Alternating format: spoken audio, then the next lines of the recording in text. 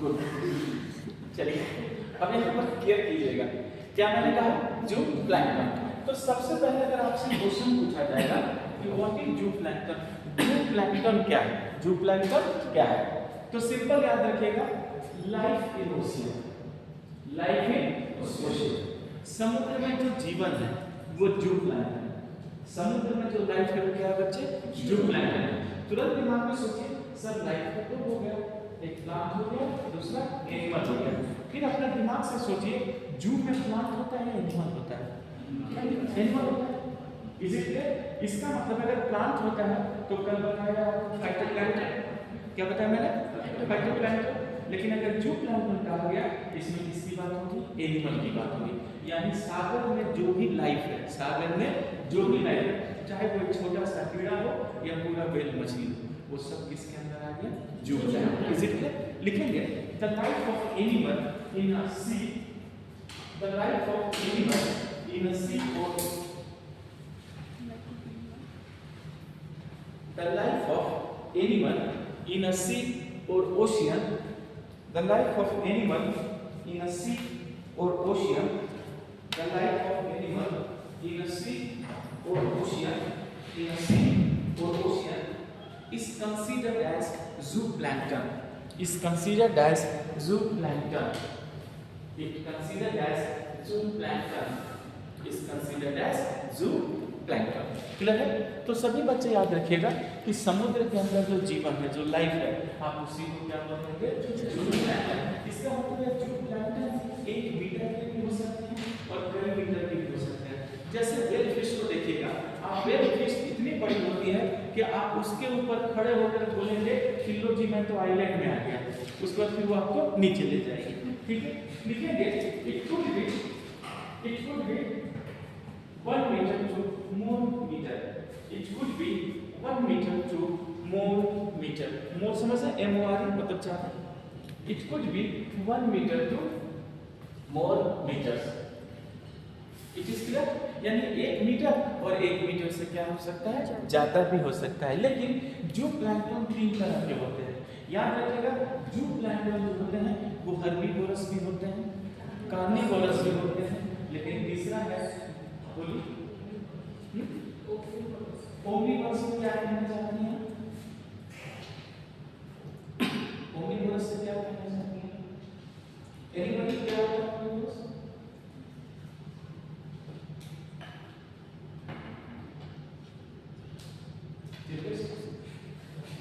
पता नहीं, बेटा रीजन काटता है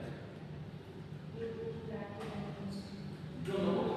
ठीक है, एक चीज क्लियर कीजिएगा, यहाँ पर क्या कीजिएगा कि जू प्लैंक्टन मैंने कहा कि कुछ क्या है, हर्बीवोरस, यानी कुछ हर्बी खाते हैं। क्योंकि जू प्लैंक्टन एक ही बॉडी है, जैसे मान लीजिए मैं एक ही बॉडी है तो हो सकता है मैं सिर्फ घास फूस खाता हूँ तो आ जाता है, हाँ रोटी चावल भी खाता हूँ तो घास खाना होगा तो मैं हर्बीवोरस हूँ।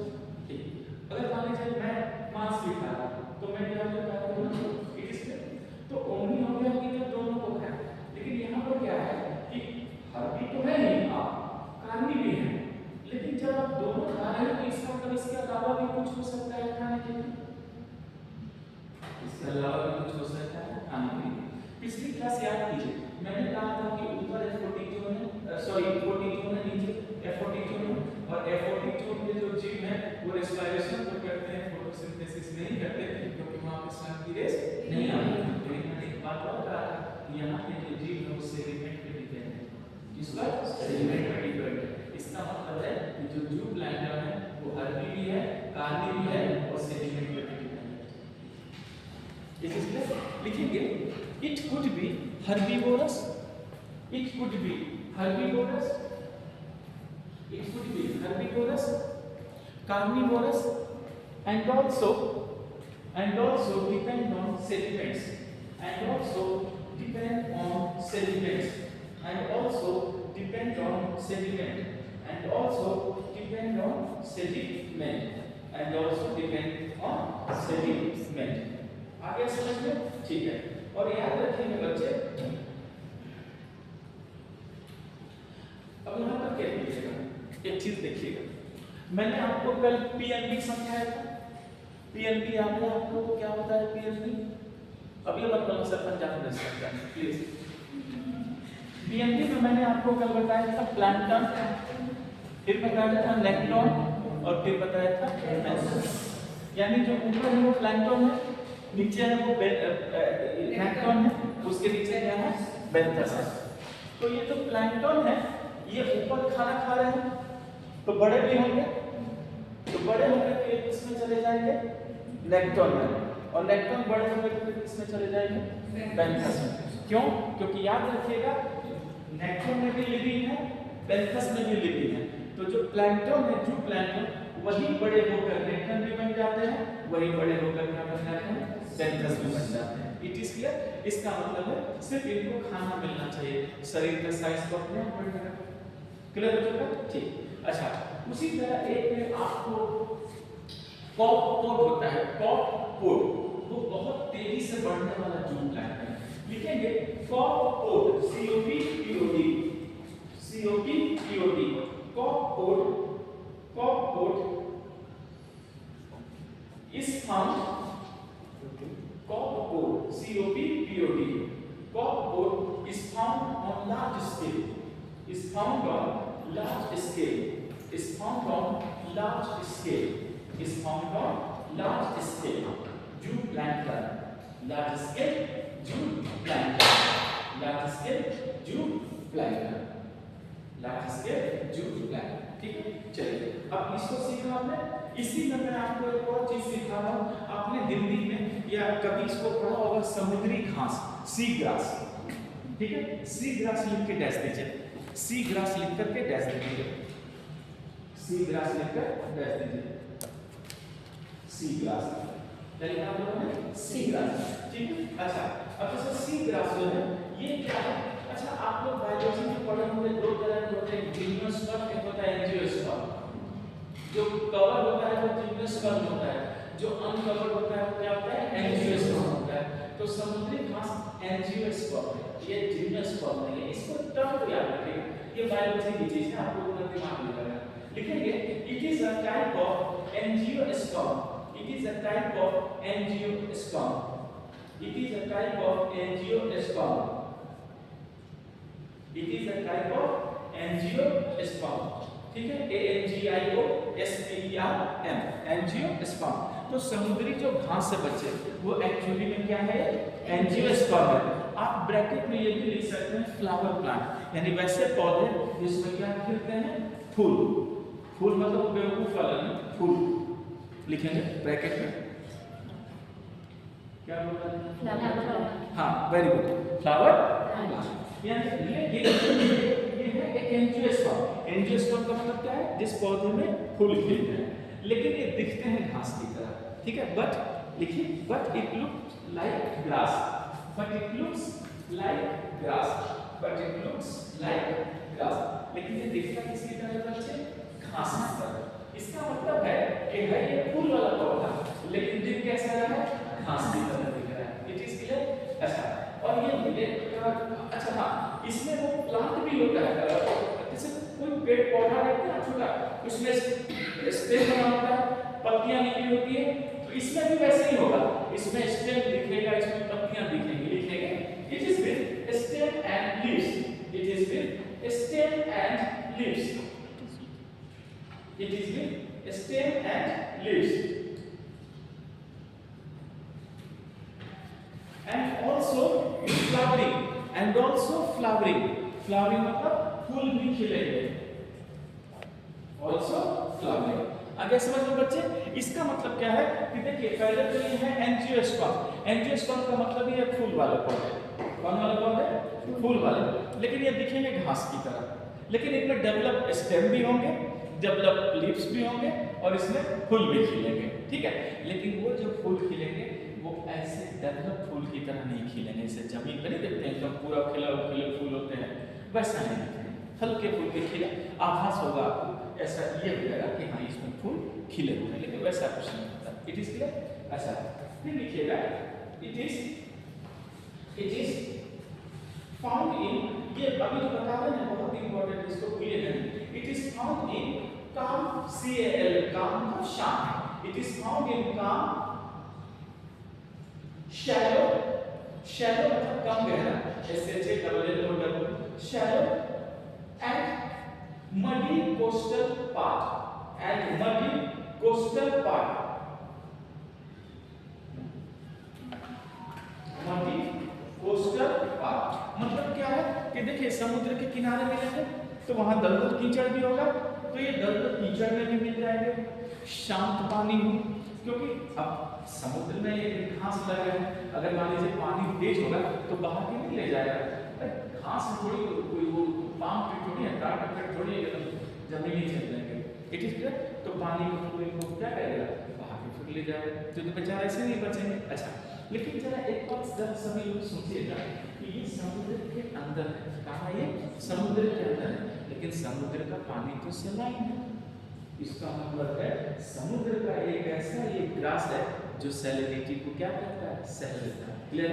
लिखिए, it can tolerate the salinity. तभी तो देख रहे हैं नमक में भी जीरा है. नमक में जीरा, जीरा मतलब वो जीरा नहीं, जीरा राइस नहीं, जीरा. It can tolerate the salinity.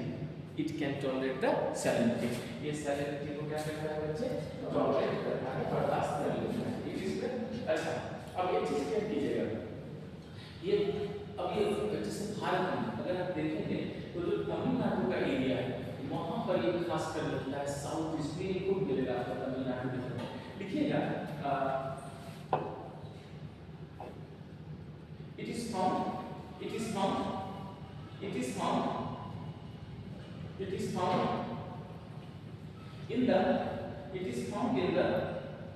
found in the southeast of Tamil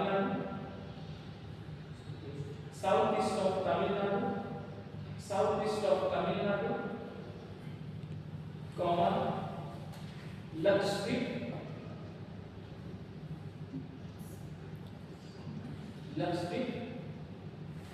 comma Andaman Nicobar Island Group, अच्छा, एक यहाँ पर आपको फोकस करना है एक बात पे कि तमिलनाडु और लक्षद्वीप में ये इसलिए ज्यादा मिलते हैं, वहाँ पानी में सैलिनिटी ज्यादा है. सैलिनिटी के कारण क्या है, इनको वहाँ खूब मिलता है. ठीक है, इस बात को लिख लीजिएगा कि due to high salinity,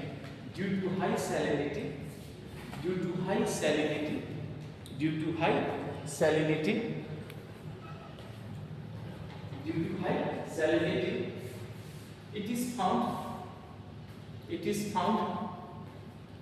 is found more मतलब ज्यादा, वो मोटी को बोला है. It is found more in Tamil Nadu and Lakshadweep. तो तमिलनाडु और लक्षद्वीप में इसलिए भी ज्यादा मिल रहा है बच्चे क्योंकि वहाँ पर सैलिनिटी क्या है, ज्यादा है. चलिए, अब यहाँ पर मैंने आपको पहला स्टार्ट कराया, सभी लोग देख लीजिएगा. मैंने आपको प्लैंक्टन समझाया. क्या समझाया?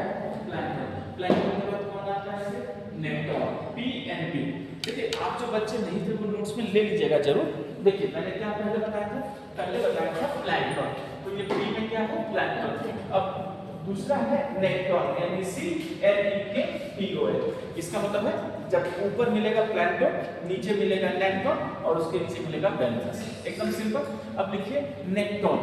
नेक्टॉन लिखिए कैसे,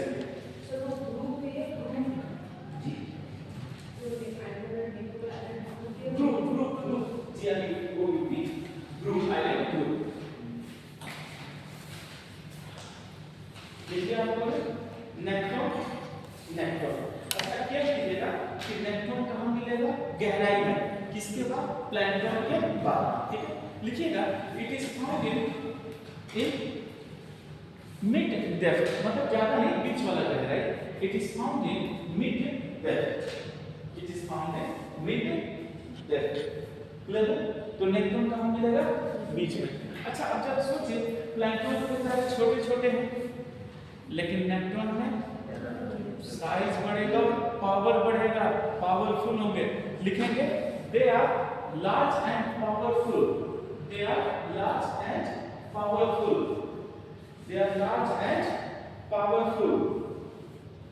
दे आर लार्ज एंड पावरफुल।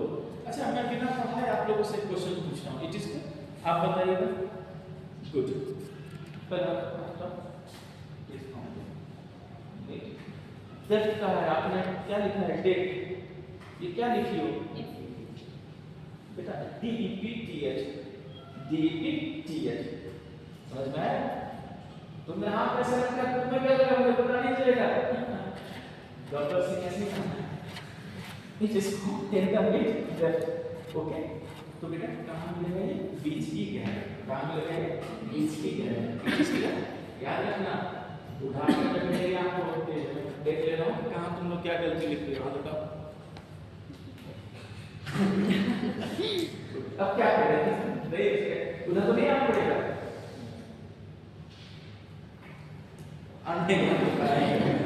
चलिए याद रखेंगे। अब मेरा एक सिंपल सा आप से क्वेश्चन, नहीं इनसे बोला था, चलिए तो मेरा आपसे एक सिंपल सा क्वेश्चन है।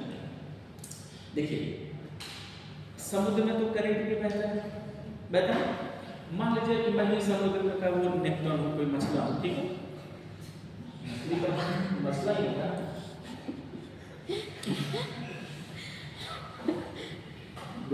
तो मान लीजिए कोई मछला, तो पानी इधर बह रही है, ओके, तो मैं पानी के साथ बहूंगा या उल्टा भी बह सकता हूँ, या पानी के साथ बहना होगा। याद रखिएगा, इसमें कहा गया ना साइज में बड़े और पावरफुल हैं, अगर आप बड़े और पावरफुल हैं तो आप करंट के अगेंस्ट भी फ्लो कर सकते हैं, इसलिए मछला कहीं भी जा सकता है। लिखेंगे थोड़ी मछली दिल का नहीं लेते, they can swim against the current, they can swim against the current, they can swim against the current, they can swim against the current, they can swim against the current। It is मेरे को ये morning का session ही favourable लगता है, evening के time में मेरे को भी डाउन ही लगता है, ये ना ये नेचुरल वाला होता है, और उसके आफ्टर जो के वो और वो लास्ट।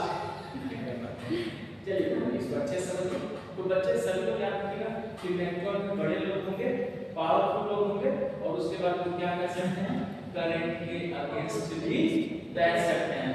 अच्छा, मछली को इंग्लिश में क्या बोलते हैं, मुझे पता था आप लोग यही बोलेंगे, लेकिन एक और वर्ड होता है पीसेस, PISCES, समझते हैं, PISCES, ठीक है, उस मैं उसने कहा PIC, पीसेस, इसमें एस लगा देते हैं, पीसेस हो जाता है। इसका मतलब क्या होता है, मछली की पूरी जाति, मछली की पूरी जाति, उसको पीसेस बोलते हैं। लिखेंगे ऐसे लिखिएगा, पीसेस लिखिए, pieces PIECES, pieces are nephron, pieces are nephron, pieces are nephron, could be a small or large, could be a small or large, could be a small or large, okay ठीक।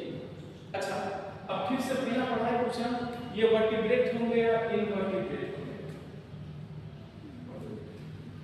Vertebrate, क्योंकि मछली के बीच में आवाज नहीं आता, read किया, तो याद रखिएगा जब भी कोई जीवन बड़ा होगा, इसका मतलब है उसमें ये हड्डी आ जाएगी, ये लोग क्या होते हैं, वर्टिब्रेट होते हैं। लिखिए they are vertebrate, they are vertebrate, they are vertebrate, they are vertebrate. ये क्या होते हैं बच्चे, वर्टिब्रेट। वर्टिब्रेट का आप लोग ब्रैकेट में लिख लीजिए, नहीं जानते हैं तो बैकबोन, रीढ़ की हड्डी है ना, जो मैं लेकर आया, लिखिए बैक, यहाँ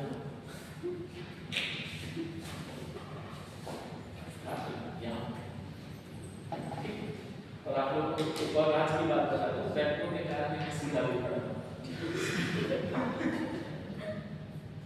गुड, ओके। एग्जांपल्स में लिखेंगे, herring, herring, HERRING, herring, code COD, code, squid, SQUIDS, squids, squids, etcetera.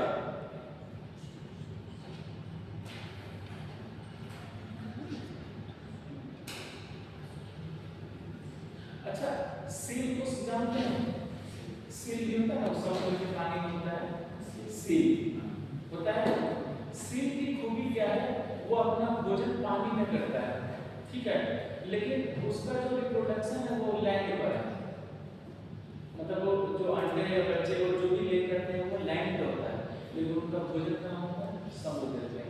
वो सब इसी में आते हैं, सब क्या है? आपके नेक्टोन से, ठीक है।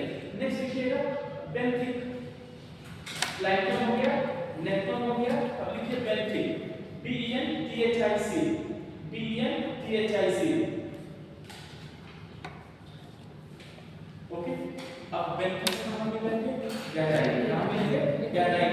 इसका मतलब A40 जोन, A40 जोन, जहां पे सूर्य का प्रकाश नहीं होता।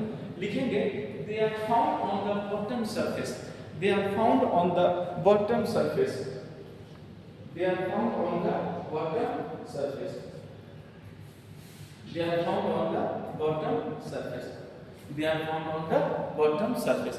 कहाँ मिलेगा बच्चे ये? बॉटम सरफेस में। फिर लिखिए इन डार्क, इन डार्क, वहां क्या होगा? अंधेरा होगा, इन डार्क। ओके, फिर लिखिएगा it is a photic zone, it is a photic zone, A photic zone, जहां सन की रेस नहीं पहुंचती। It is a photic zone, A photic zone. आगे से अंधेरा है, रोशनी यहाँ पे पहुंची नहीं है। अच्छा, फिर लिखेंगे कि they have high diversity, they have high diversity,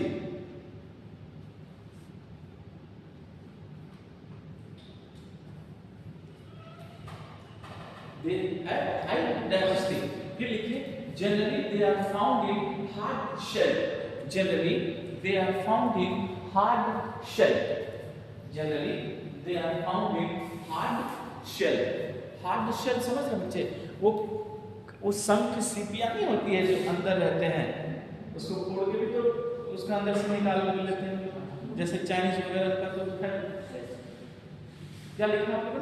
hard shell, खोल में रहता है, चू नहीं होता है, उसी के अंदर वो क्रिएचर्स रहते हैं, जैसे शंख वगैरह वो इसी में रहते हैं।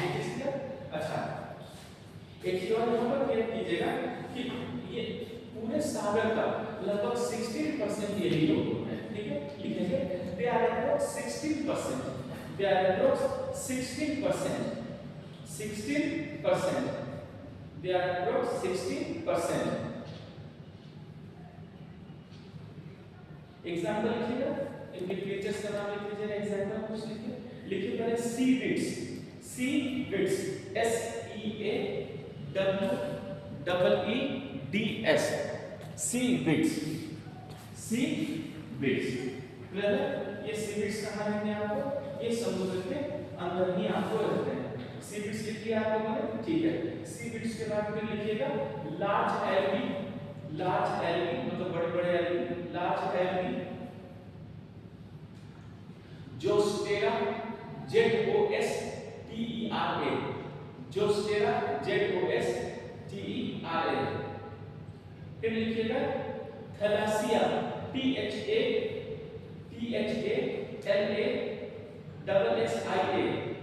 थैलासिया, एक्सेट्रा, एक्सेट्रा, एक्सेट्रा। अब ये लोग किसमें आते हैं? प्लांट में आ गए, इसमें आ गए ये लोग प्लांट में। लेकिन अब हमें किसमें जानना है? जू, मतलब एनिमल। फिर लिखिएगा and animals are, and animals are मतलब आपको पता चलेगा बेनिफिशियल एनिमल कौन कौन है। एंड एनिमल्स आर, ठीक है। जैसे कल एक बच्चे ने मुझसे पूछा था, ये आगे बैठा था, ये मतलब बीच बैठा है, क्या होगा? इसने क्वेश्चन पूछा था, वो चीज अब यहाँ पर बताना है। Is it? लिखिएगा ऑक्टोपस। आगे समझ में? ऑक्टोपस समझते हैं?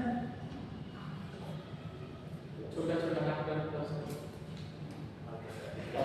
इसको भी खाया जाता है। आप इसमें किसी ने खाया? अच्छा ये खाया, इसको नहीं पता, इसको जरूर पता है। एक्चुअली मैं बताता हूँ, ये आजकल जाइएगा तो जो बड़े बड़े रेस्टोरेंट जो वेस्टर्न स्टाइल में नहीं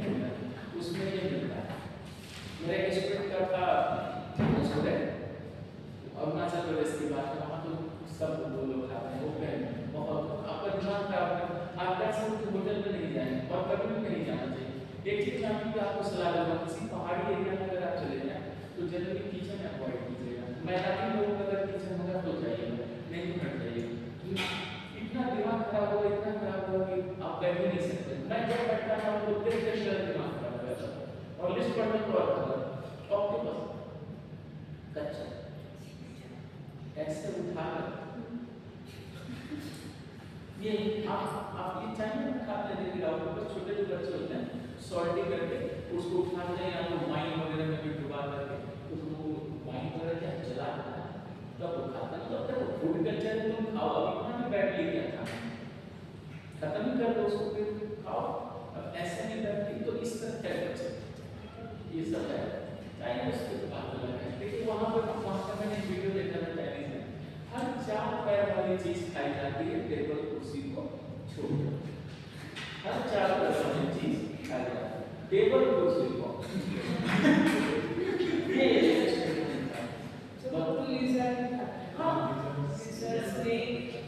ये जो कॉकरोच होते हैं तो छोटे प्यार से करते हैं, लाल बड़ा कॉकरोच उसकी खेती करते हैं लोग, उसकी क्या होती है फार्मिंग। सुन लीजिए क्यों मैं बता देता हूँ, ये सब आपको पढ़ाई में ऐसा है बाहर का नहीं, तो रिसर्च पढ़ना है।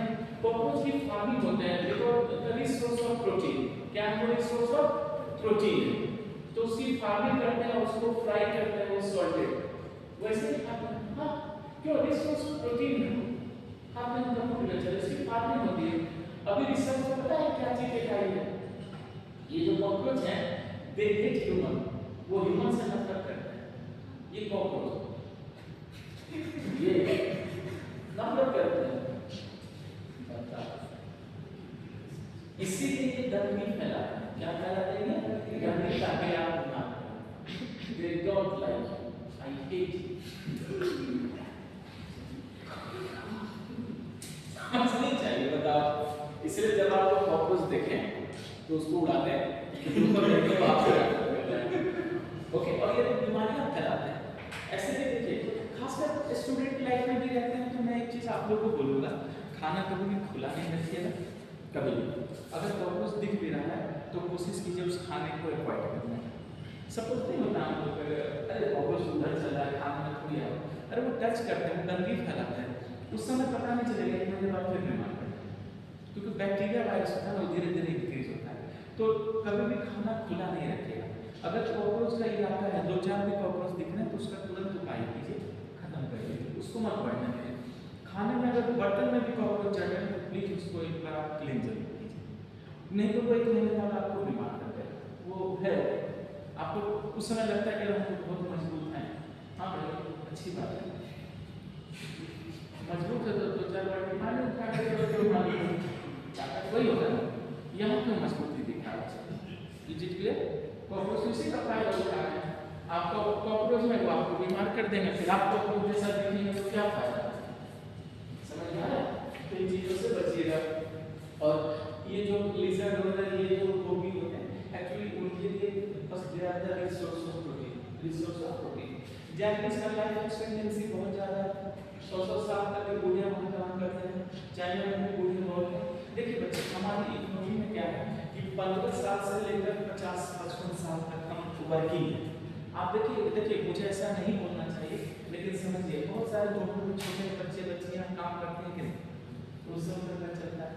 तो ठीक है, आप कितना भी बचपन बचाओ आंदोलन कर लो, कितना भी लाइफ बचा लो, कितना भी चाइल्ड लेबर हो, पता नहीं क्या क्या बना लो, अरे तो तुम्हें ही पता है कि उस बच्चे से उसका घर चलता है, वो तो करेगा काम।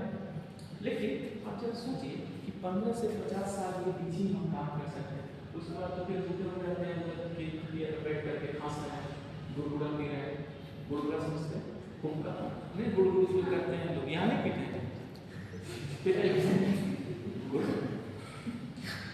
ठीक है, तो गुड़गुड़ा जो होते हैं उधर चलता है, हुक्का गुड़गुड़ा ऐसे ही बोला जाता है, वो कर। लेकिन यहाँ पर देखिएगा 80 साल 90 साल तक बूढ़ा आदमी काम करता है, उसका कारण उनका फूड कल्चर है। आप इस फूड कल्चर को मजाक नहीं ले सकते।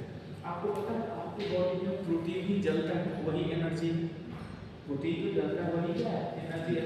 आज अगर आपको प्रोटीन नहीं मिले तो आप तुरंत वीकनेस और कमजोरी में आ जाइए। तो जो दिन रात ये प्रोटीन की चीज ले रहा है वो कैसे कमजोर होगा? इसलिए चाइनीज जापानीज सब लाइफ में देखिए एक्सपेक्टेंसी बहुत ज्यादा है, वहाँ बूढ़े बहुत ज्यादा है। समझिए, खत्म नहीं होना। क्यों? शरीर इतना मजबूत है, धीरे धीरे वो खत्म होगा। ये होता है फूड कल्चर का। तो इनके यहाँ क्या है, सब रिसोर्स ऑफ प्रोटीन। आपके यहाँ जो कोरोना वायरस फैला है इनका वुहान लैब में, यही बात है ना, चमगादड़ बैग उसी का तो सूप पीते हैं। हाँ, उनके कोई जब वो मगरमच्छ को रोस्ट करके खा जाते हैं, उसके स्किन को हटा दे, अंदर का मांस ना होता है, उसको खाते हैं। उनके लिए बहुत सिंपल सी बात है ये सब। तो ये होता है फूड कल्चर। ये क्या है? Food culture. आपके यहाँ कीड़े मकोड़े जैसी चीजें हैं, आप उनको अवॉइड करें। उनके लिए तो और अच्छी चीज है, बारिश के समय का जो कीड़ा है वो भी वो खाते हैं। वो जो ग्रासहोपर होता है, टिड्डा, अरे टिड्डे के लिए तो पूरे पक्के टिड्डे, ग्रासहोपर होता है उसको टिड्डा ही बोलते हैं, टिड्डी। याद रखिएगा, आपके जीएस में टिड्डी पाकिस्तान की तरफ से आता है और पंजाब में खाकर भाग जाता है। फिर टिड्डियों को कैसे छोड़ें? ठीक है, टिड्डियों को पानी में डुबा कर निकाल के फ्राई करके स्टीम करते हैं चाहे, कब नहीं समझिएगा, समझ में आया? इसलिए अगर कोई कीड़ा मकोड़ा सीखे तो बस ये नहीं सोचना है कि हम चाइनीज हैं, हमको जाने दीजिए। यहाँ पे सोच लिया कि हम चाइनीज हैं, कोई समझ रहे हैं, पता चला दीवार पे भी आप खूब चिपके हुए छिपकली लोग हैं। क्या लिखा आपने? ऑक्टोपस लिखा? क्या क्या लिखा? ऑक्टोपस ओएस्टर, ओएस्टर लिखिए, OYESTER, oyster, OYESTER, oyster, oyster. Starfish, starfish मछली की तरह तारे की तरह दिखता है, स्टारफिश। फिर लिखिए sea cow, sea cow, cow तो समझते हैं गाय जो है, रेशम कलर का गाय, सी काउ। सी हॉर्स जो होता है, सी काउ। फिर को लिखिएगा डॉल्फिन, वो इसमें आते हैं, ये भी नीचे चले जाते हैं, डॉल्फिन।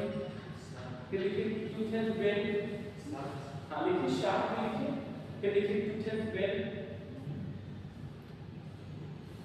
टूथेड, टूथ बोलते हैं TOOTHED, टूथेड व्हेल मतलब दांत वाली व्हेल मछली, दांत वाली हार्डवे पर ये जो भागते हैं, शार्क वगैरह देख के हम लोग भागते हैं तेजी से चिल्लाते हुए, तो चाहता है कि आप चिल्लाएं, आप उसे ज़्यादा प्यार लगे। क्लियर है? चलिए, तो आप क्या पढ़ रहे हैं बच्चे? बैकवर्ड पढ़ रहे हैं?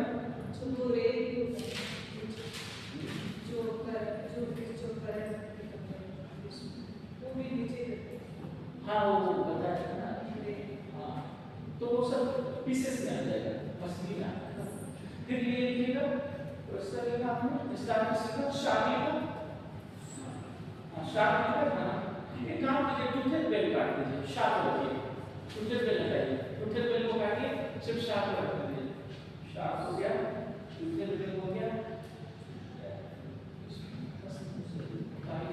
हाँ ठीक है, एक्सेट्रा एक्सेट्रा एक्सेट्रा, क्लियर है? एक्सेट्रा। अच्छा, अब तो उसमें जाइए, लिस्ट देखिए जो सीक्वेंस लिख रहा है,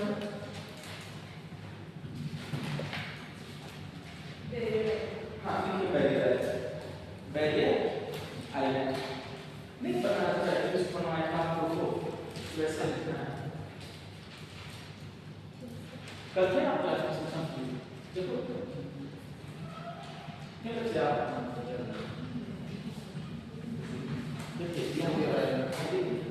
ओपन ओशन का है, ओपन ओशन के बाद क्या है? Barrier island. ठीक है, इस तरह से चल रहा है। देखिए बैरियर आइलैंड, सबसे पहले याद रखिएगा कि बैरियर आइलैंड जो होता है, क्लियर है? लिखेंगे barrier islands are important area of biodiversity. Barrier islands are important area of biodiversity. Barrier islands are important area of biodiversity. Barrier islands are important area of biodiversity. Important area of biodiversity. ये किसका area है? Biodiversity. लेकिन barrier island बना island है। और मैंने कहा barrier island, barrier island बना कैसे? हाँ बोलिए कोरल। बच्चे आप तुरंत कंफ्यूज हो गए। कोरल रीफ का मैंने एक टाइप बोला था, ग्रेट बैरियर रीफ। मैंने वो नहीं कहा, मैंने कहा बैरियर आइलैंड। समझ में आया? कंफ्यूज नहीं होइएगा। बैरियर का मतलब क्या होता है? जैसे मान लीजिए मैं इधर जा रहा हूं और आप बेंच खींच कर आगे कर रहे हैं, इतना ये बैरियर नहीं जाना। समझ में आ रहा है? इसका मतलब है कि समुद्र में बैरियर कौन बनाएगा? मछलियां तो बनाएंगे नहीं, मैं तो बना नहीं सकता, तो सब टाइम लगेगा। कौन बनाएगा? समुद्र में बैरियर कौन बनाएगा? वो बैरियर कहाँ बनाएगा? तो आइलैंड बन जाएगा। क्योंकि आइलैंड क्या है? जो पानी से ऊपर उठ जाएगा, जो पानी से ऊपर उठ जाएगा उसी को क्या बोलिएगा? आइलैंड बोलिएगा, यही बोलिएगा। तो आखिर बैरियर आइलैंड कैसे बन गया? कैसे आइलैंड? आप जानते हैं बच्चे तब ये गलती कर रहे हैं। आप ये बोलिए कि सर जब बड़ी बड़ी नदियां जमीन से बहेंगी तो पानी में क्या डालेंगे? सेडिमेंट। जब सेडिमेंट डालेंगे तो सर अपने आप बैरियर बनने लगेगा, और जब ये बैरियर ऊपर उठ जाएगा तो क्या बन जाएगा? Barrier island. लिखिए, समझ में आ रहा है? इसीलिए ये बायोडायवर्सिटी का एरिया है, क्योंकि गहराई कम होगी तभी तो इसमें सब बनाएंगे रहने के लिए, मछली भी आएगी।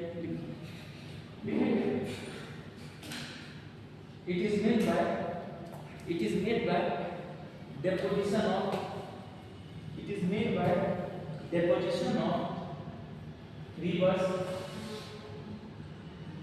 made by deposition of rivers in oceanic water, in coastal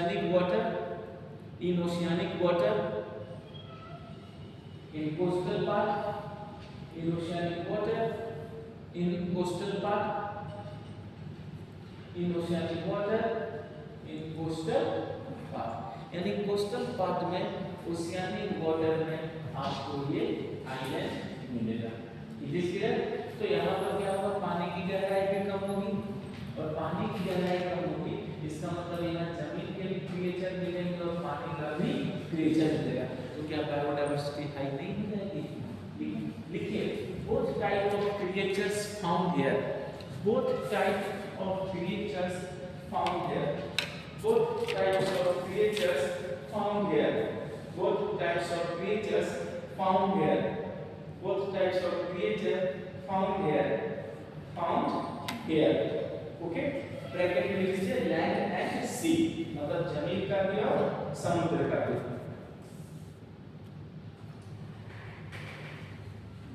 क्या मैं कहूँ? ये लैंड इकोसिस्टम और वाटर इकोसिस्टम के बीच का सिस्टम है। समझ में आ रहा है? लिखिए, it is a ecosystem between land and water ecosystem.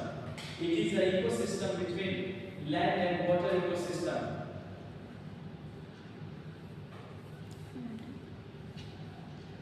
It is an ecosystem between land and water ecosystem. It is an ecosystem between land and water ecosystem. यानी यहाँ लैंड और वाटर दोनों का क्या है? इकोसिस्टम। तो क्या ये आइलैंड आपके लिए किसी तरह से प्रॉफिटेबल है? अगर मान लीजिए समुद्र में तूफान आ जाए, सुनामी आ जाए, तो क्या ये बचाएंगे? बचाएंगे। आइलैंड है ना, ये बीच में आ गया, तो पहले तूफान किससे टकराएगा? इससे। तो पहले तूफान इसको तबीयत से तोड़ेगा, फिर आपको तोड़ेगा। It can save from the sea thunder or tsunami. It can save from the sea thunder or tsunami. Sea thunder or tsunami. Sea thunder or tsunami. यानी समुद्र का जो तूफान होगा उससे बचे आपको भी बैरियर आइलैंड क्या करेगा? बचाएगा। तो क्या बैरियर आइलैंड को बचाना हमारा फर्ज है ना? इसलिए बैरियर आइलैंड को बचाइए। लेकिन हम और आप क्यों बैरियर आइलैंड को बचाने लगे? हम तो बड़े बड़े समुद्री जहाज चला रहे हैं, तोड़ दो, देखा जाएगा जो होगा। तो वहाँ की मछलियाँ, वहाँ के जीव जंतु तो सारे भाग जाएंगे, और आपने उस आइलैंड को क्या किया? तोड़ दिया। तो वहाँ पानी की गहराई भी बढ़ेगी, पानी में सेडिमेंट आएगा टूटने के कारण, पानी कचरा भी होगा, तो जो क्लीन वाटर में रहने वाले जीवन है वो वहाँ से तुरंत भाग जाएंगे। क्योंकि उनको खाना भी चाहिए। उस पर से आप वहाँ क्या करेंगे, पोल्यूशन भी तो फैलाएंगे। जब आप एक छोटी सी झील नहीं छोड़ते तो समुद्र कैसे छोड़ देंगे? फिर आप वहाँ जाकर कब्जे से पोल्यूशन भी फैलाएंगे, और जब समुद्र का तूफान आएगा तो फिर पोल्यूशन आपके घर में ला के रख देगा कि ये लीजिए आपका पॉलिथीन छूट गया। इसी में कचरा फेंकते हैं ना, तो लाकर आपको दे देगा, ये रखिए अपने घर में। तो थोड़ा सा इसको बचाना बहुत ही क्या है, जरूरी है। ठीक है, ओके। नाउ अब नेक्स्ट क्या है, फिर देखिए नेक्स्ट बच्चे शोर लाइन। हाँ देखिए शोर लाइन, शोर लाइन, ठीक है, ये देखिए shore line, shore line ecosystem. Shore line का SHORE, शोर LINE, shore line ecosystem, shore line ecosystem. ठीक है, चलिए मैं आपसे बहुत सारे आंसर सवाल आप लिखिए अपने शोर लाइन इकोसिस्टम। मुझे किसी क्या लिखा है, शोर का मतलब होता है पूछना है कि मेरे से शोर का मतलब क्या होता है? देखिए मैं फिर से आप सभी बच्चों को कह दे रहा हूँ, जागो ग्रह जागो वाला कॉन्सेप्ट है। अगर कोई वर्ड नहीं समझ में आए तो मुझसे पूछे। मैं तो आपको बोल दिया मैंने शोर लाइन, लेकिन आपको अगर यही नहीं पता कि शोर लाइन क्या होता है तो फिर कैसे समझें? क्या मैंने किसी क्लास में डिस्कस किया था व्हाट इज शोर, शोर क्या होता है? अब ये थोड़ी बोलिएगा कि सर जिसको डेसिबल में नापते हैं उसको शोर कहते हैं। हाँ चलिए आप कुछ बता रहे थे, क्या है शोर, क्या था बच्चे? अगर गलत होगा तो मैं उसको सही करूंगा, और मान लीजिए अगर आपने सही बोला तो अच्छी बात है। बताइए क्या क्या है शोर? समुद्र का शोर। जो क्या समुद्र का शोर, वही शोर की तो मतलब अरे वही तो हम समुद्र का ही तो शोर है। शोर का मतलब क्या है? आवाज वाली बात कर रहे हैं क्या? वो जो लहर चलती है तो आवाज आती है। गहरी नदी का ओर न छोड़, गहरी नदी का ओर न छोड़, लहरों से ज्यादा मत नहीं शोर। क्या लाइन है? लहरों से ज्यादा मत नहीं शोर। नहीं देखिए कितनी अजीब बात है कि जो देखिए सुनिए मेरी बात, जो टीचर आपको पढ़ाए, देखिए मैं हमेशा कहा कि आप नॉट अ टीचर, मुझे नॉलेज है वो मैं आपको प्रोवाइड करता हूँ।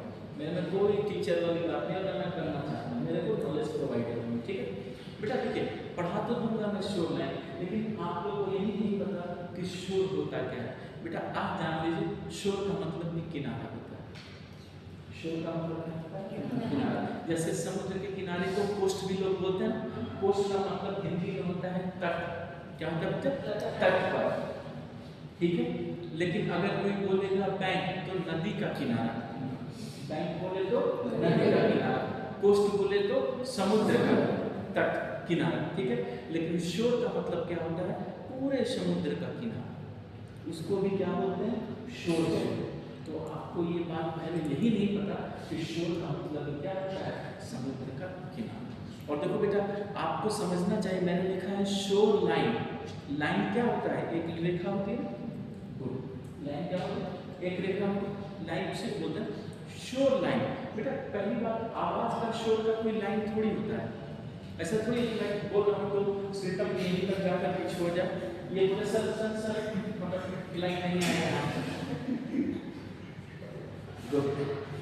तो मेरे कहने का मतलब ये होता है तट की रेखा, उसी को क्या बोलिएगा? Shore line. अब कभी नहीं बोलेंगे तो मैंने क्या कहा? शोर लाइन इकोसिस्टम, यानी मैं समुद्र के किनारे की बात कर रहा हूँ। किसकी बात कर रहा हूँ बच्चे? समुद्र के किनारे की। लेकिन अब यहाँ क्या कीजिएगा? समुद्र के किनारे की बात कर रहा था, तो किनारे को ही क्या कीजिएगा कि समुद्र के किनारे का इकोसिस्टम है। क्या मैं इसको टाइडल इकोसिस्टम कहूँ? टाइडल, क्योंकि टाइडल करना होता है समुद्र के। इसका मतलब है सभी लोग याद रखिएगा कि शोर इकोसिस्टम को हम क्या बोलते हैं? Tidal ecosystem. लिखिए it is also called tidal ecosystem. देखिए बच्चे बात नॉलेज की नहीं है, बात है उस शब्द की आपको जानकारी ही नहीं है। तो पहले मुझे कोई भी शब्द वर्ड लिखिए बच्चे, टाइडल TIDL टाइडल इकोसिस्टम। मैं आप सभी स्टूडेंट को फिर से कह रहा हूँ, अगर कोई वर्ड नहीं पता है तो प्लीज तुरंत मेरे से पूछो। मैंने कभी डांटा है किसी को, हाँ एक को धमकी देता हूँ ये नारियल की तरफ हो गई, तो अभी थोड़ा किसी का है ना धमकी दे रहा, धमकी का क्या होता है तो याद रखने का सीधी सी बात है, कोई भी वर्ड नहीं समझ में आए प्लीज मेरे से पूछिए या मेरे से पूछिए, मैं ऐसा नहीं करूँगा, मेरी ड्यूटी है, मेरा कर्तव्य है आपको बताना, तो मैं तो अपनी ड्यूटी कर रहा हूँ, मैं ऐसा नहीं कर रहा हूँ, ये मेरी ड्यूटी है, तो प्लीज याद रखिएगा। तो इसी को क्या बोला जाता है tidal ecosystem, it is clear. अच्छा अब जो टाइड होता है वो हमेशा कहाँ होता है समुद्र के किनारे, इसका मतलब है मैं इस एरिया की बात कर रहा हूँ, किनारे के एरिया की बात कर रहा हूँ, इट इज क्लियर, क्योंकि जब टाइड आता है तो समुद्र का पानी भी देखते हैं ऊपर की तरफ उठता है और ऊपर उठकर क्या होता है फिर नीचे की तरफ गिर जाता है। मैसेज करके भी परेशान कर गया, चलिए यहाँ तक एकदम समझ में आ गया। अच्छा एक चीज और क्या कीजिएगा, जैसे मैंने क्या कहा आपको टाइडल इकोसिस्टम, तो टाइडल में एक वर्ड आगे जोड़िए इंटर टाइडल, क्या जोड़िए inter INTER, inter tidal INTER जोड़ दीजिए इंटर टाइडल, इंटर टाइडल मतलब हो गया टाइड के बीच में, ऐसे सोचिए इंटर टाइडल। ओके चलिए तो ये इंटर टाइडल हो गया। और बच्चे एक बात याद रखना, क्या समुद्र किनारे रेत नहीं होते, सैंड बड़े बड़े पत्थर नहीं होते, इसका मतलब है मैं इसको रेतीला सैंड और स्टोन दोनों में क्लासिफाइड कर सकता हूं, क्लियर लिखिएगा, it could be classified in sand and stones, it could be classified in Sands and stones, it could be classified in sand and stones. Okay फिर लिखिएगा it is found between high tide and low tide, it is found between high tide and low tide, it is found between high tide and low tide, it is found between high tide and low tide। आगे समझे यानी high Tide और low tide के बीच में क्या यहाँ biodiversity ज्यादा होगी, होनी चाहिए, किनारे पे क्या होता है लिखिएगा it has high biodiversity, it has high biodiversity, it has high biodiversity, it has high biodiversity, इसका मतलब हो गया यहाँ बायोडायवर्सिटी क्या होता है हाई होता है, क्लियर। अच्छा यहाँ पर क्या क्या मिलता है लिख लीजिएगा एग्जांपल्स में लिखिएगा बाइवेल्स BIVALVES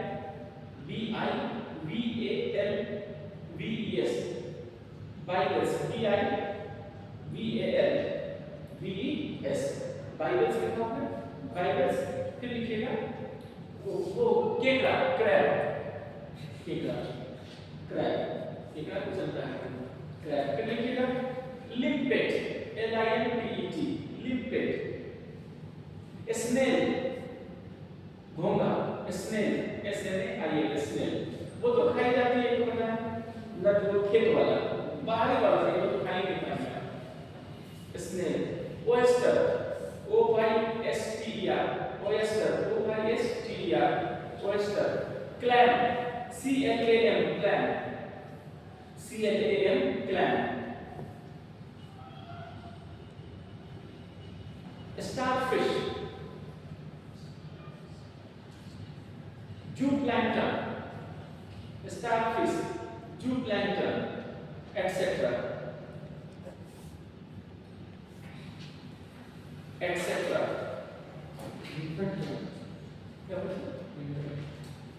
Impact creatures है सर, मछली जैसा जानवर नहीं सकता, इम्पैक्ट मैंने नहीं देखा होगा, प्रस्ताव जानता हूँ इम्पैक्ट मैं कौन से सब देख रखा है, एक मछली देख रखा है उसको शिकायत की। नेक्स्ट क्या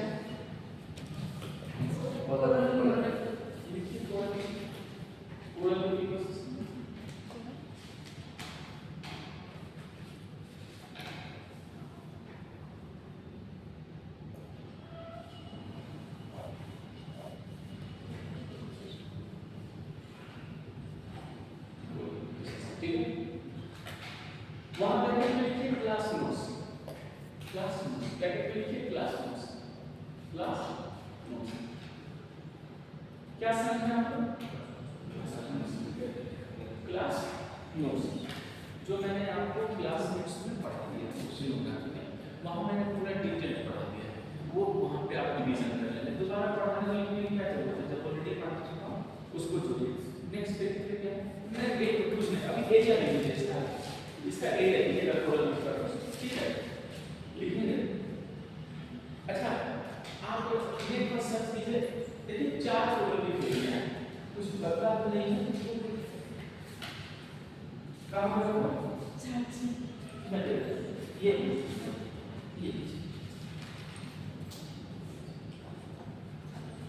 important coral reef area of India ये 4 जो है, अभी कुछ पढ़ा है क्या अपडेट हो जाएगा।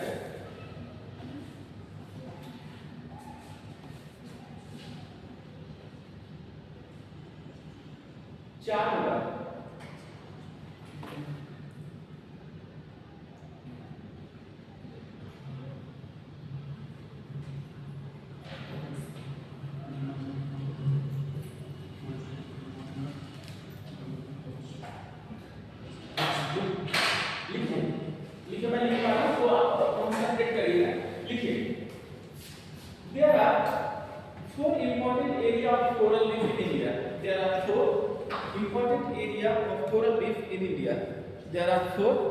important coral reef area in India.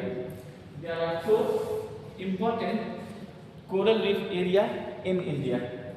There are 4 important coral reef area in India. पहला है अंडमान निकोबार आइलैंड ग्रुप, पहला point Andaman Nicobar island group, Andaman Nicobar island group, पहला लिखिए Andaman Nicobar island group, Andaman Nicobar island group, bracket में लिखिएगा मैक्सिमम, ब्रैकेट में लिखिएगा मैक्सिमम। तो बताइए सबसे ज्यादा कोरल रीफ एरिया कौन सा है, अंडमान निकोबार। दूसरा लिखिए gulf of Kutch, gulf of Kutch bracket में लिखिएगा मिनिमम, तो सबसे कम कहां पर है, गल्फ ऑफ कच्छ में, ठीक है गल्फ ऑफ कच्छ ब्रैकेट में मिनिमम, कच्छ पे लिखिए हां gulf of Munnar, next gulf of Munnar, और चौथा लिखिएगा लक्षद्वीप। ये 4 दिया होगा, ठीक है यही है, चलिए ओके। देखिए जहां तक पॉसिबल है वो मैं अपडेट अपना करके रखता हूं, क्योंकि बहुत है इतना मेरा कुछ माइंड नहीं मिल रहा है, उसको मैं करेंट लेकर तैयार कर रहा हूं, फिर जहां होता है मैं अपना काम करके आगे बढ़ जाता हूं, ठीक है। अच्छा फिर लिखिएगा and other areas are and other areas are and other areas are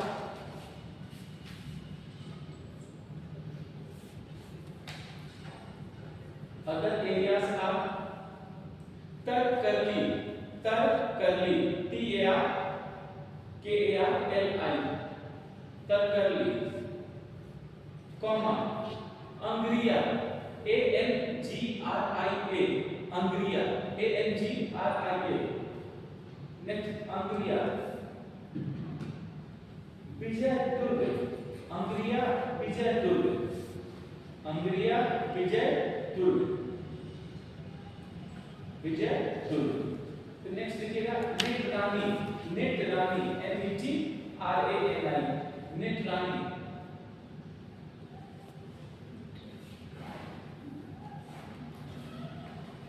next रानी, ओके लिखेंगे पॉइंट बना के लिखिएगा coral reef is lifeline of, coral reef is lifeline of oceanic ecosystem, coral reef is lifeline of oceanic ecosystem, coral reef is lifeline of oceanic ecosystem. तो coral reef क्या है बच्चे, oceanic ecosystem का lifeline है, okay.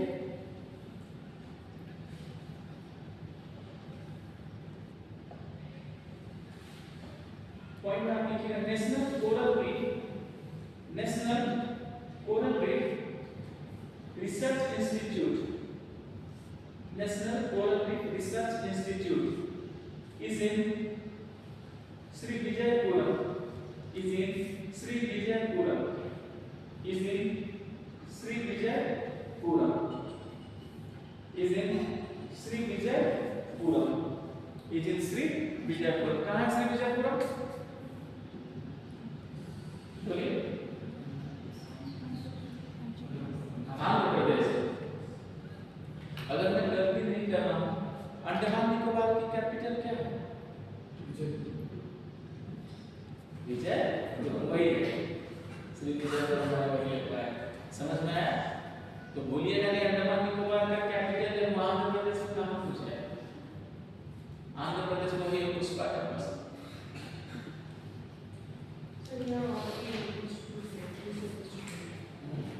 अच्छा एक चीज और छोड़ दीजिएगा इसमें एक चीज और जोड़िएगा with the help of Australia. With the help of Australia किससे मदद लिया गया है? ऑस्ट्रेलिया से।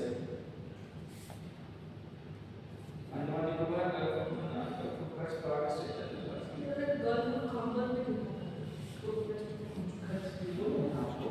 अभी नहीं किया हमने पूरा समुद्र किनारे मिलेगा कितने दिन जैसे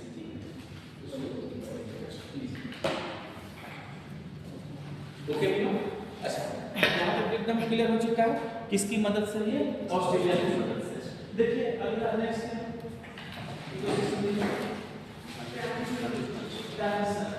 ट्रांजिशन से पहले उसको कर लीजिए फ्रेश वाटर को सेलाइन किया ना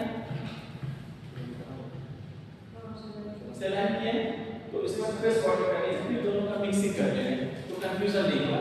अब देखिए फ्रेश वाटर इकोसिस्टम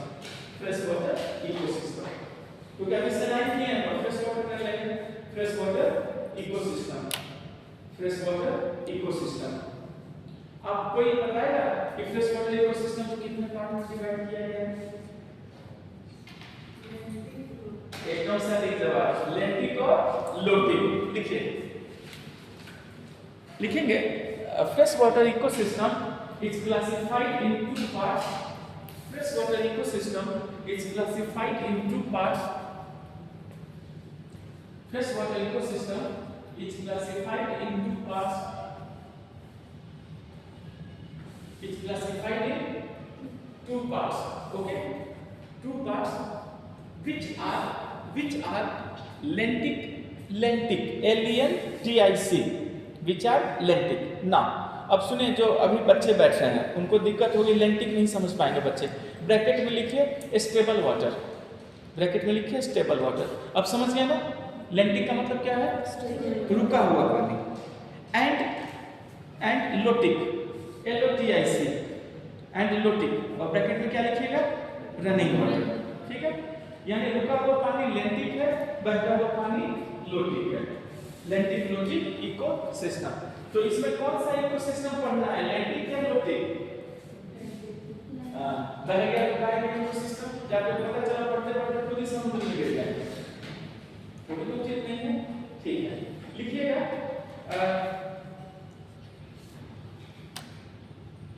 अब पॉइंट बना लीजिए, लिखिए lake ecosystem. Lake ecosystem important नाम लगाइएगा, lake ecosystem.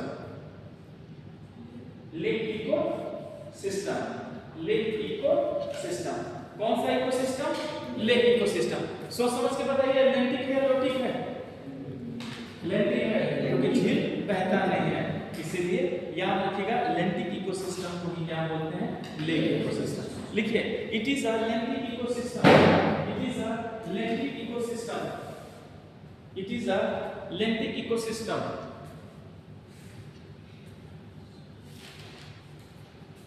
It is a lentic ecosystem in which concentration of salt is very less. In which concentration of salt is very less. In which concentration of salt is very less. In which concentration of salt is very less. इसका मतलब है इसमें नमक का concentration क्या है? बहुत ही कम है। कभी तो वो लेके कभी तो वो मीठा पानी। ठीक, अच्छा यहाँ पर एक बात क्या कीजिएगा कि जिस तरह सन की रेस तो इस पर भी आएगी, सन की रेस तो इसमें भी आएगी, लेकिन क्या होता है ये फ्रेश वाटर है, नमक कम है, इसलिए इसमें क्या है कि सूरज की रोशनी करने में इसमें क्या होता है? थोड़ा सा ज्यादा होता है। आगे लिखिएगा, लिखेंगे कि in a lake in a lake of tropical zone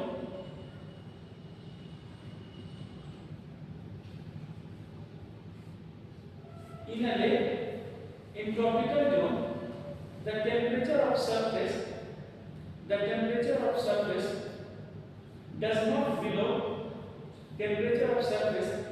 not below 40 degrees Celsius 40 does not below 40 degrees Celsius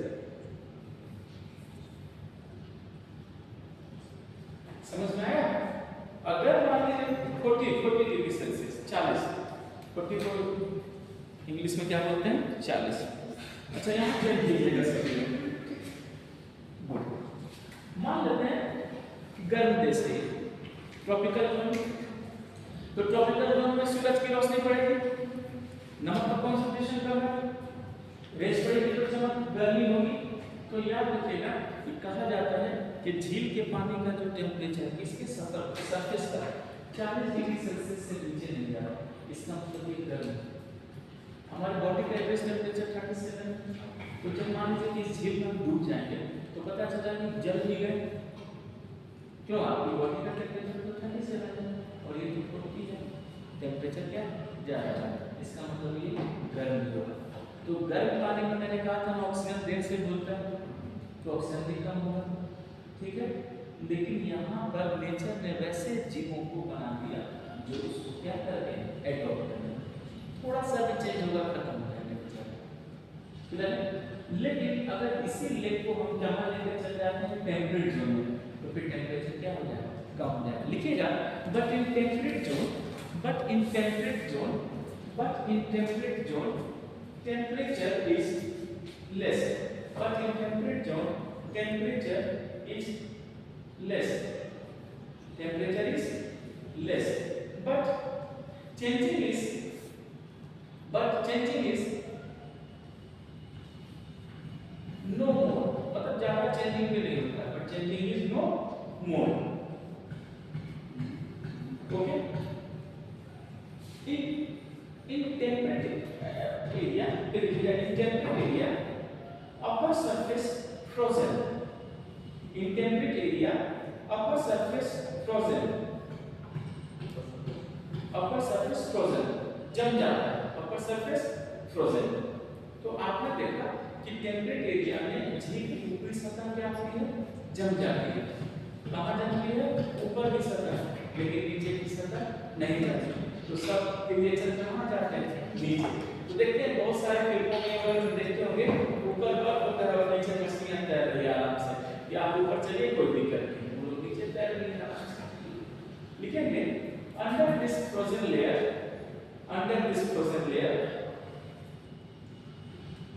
livings are found under this frozen layer livings are found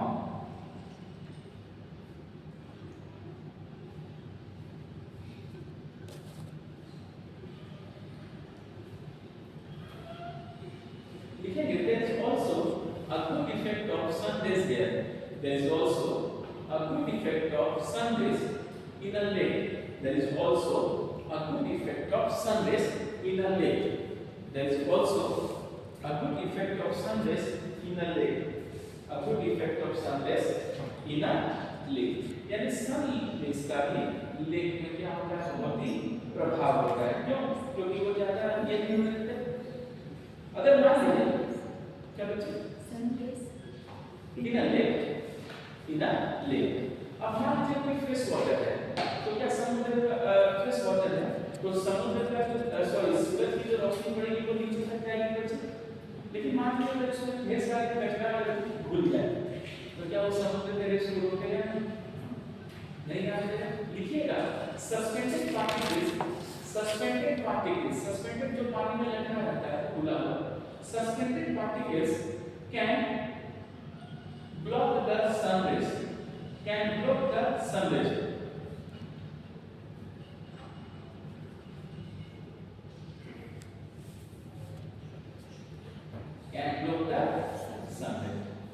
को क्या करते हैं ब्लॉक कर देते हैं तो जंतुओं को सांस लेने के लिए कहां आना होगा सरफेस लिखेंगे creatures come to the surface for breathing. Creatures come to the surface for breathing. Creatures come to the surface for breathing. यानी जो creatures से बच्चे वो कहाँ आ जाते हैं, वो surface पे आ जाते हैं, इसलिए breathing के लिए लिखेंगे lakes are classified in 4 sections, 4 zones. Lakes are classified in 4 zones. 4 zones. 4 zones. Bracket में लिखिए टॉप टू बॉटम, यानी कहां से कहां जाएंगे, ऊपर से नीचे. ब्रैकेट में लिखिएगा top to bottom, top to bottom. क्या आप लोगों को याद आ रहा है बच्चे लिटोरल जोन? याद आ रहा है ना? फिर लिग्नेटिक जोन, ये सब पढ़ा दिया है, रिवीजन कर दीजिएगा. ठीक, फिर लिखिएगा प्रोफंडल जोन, एक ये फंडल आ गया बीच में, प्रोफंडल जोन, और फिर टेम्पस जोन, टेम्पस जोन. ये देखिए सीक्वेंस है, बस इसको रखे रहिएगा, पढ़ा दिया है, एक बार रिवीजन कीजिएगा तो दिख जाएगा क्या है.